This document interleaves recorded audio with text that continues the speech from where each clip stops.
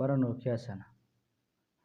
Yaa Nokiyaa ta'u xiqqoo haadha geemii fi chaarjii, haadha bilbila hundaa taphattaa fi gammoojjii dur gaafa ati jirtu yaa maashina ta'u lubbuu suuraa waliif arganii namayyuu waliin sobu. Gurraachi diimaa miti dheeraan gabaabaan ta'u haalatti wallaalee akka har'aa kanatti dardariin dilaa.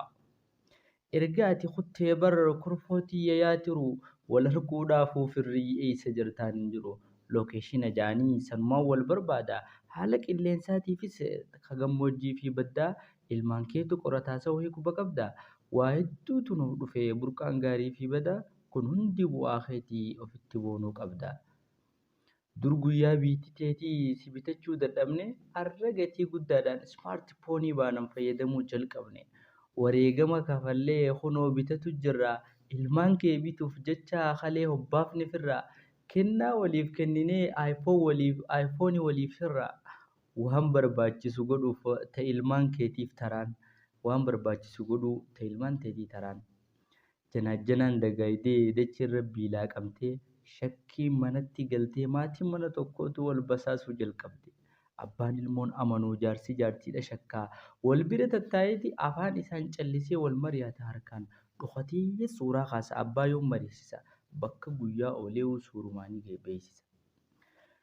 Ilmoon yoggaa dhalatte kaameeraa gubbaa ejjaa. Jaartii isaa dhungachuuf kaameeraan garsiifachaa dhungoo harka ummaasaa suuraan garsiisee jaja. Hamuutu caatee kufee jalqaba suuraa kaasa. Sanbooda isa qabee lafarraa ol diriirsa. Aruuzaa fi janaazaa kaameeraadhaan garsiisa. Yoo imimmaan dhufee dafee suuraa of kaasa. Kagaraa waliif diinaa isumaan wal basaasa. Ilmaan keetu bobbahee iccitii nama hundaa bultii namaa facaasa. Firri fagoo wal yaadee viidiyoon wal dubbisa. Wal arguu isaaniis suuraa kaasee beeksisa.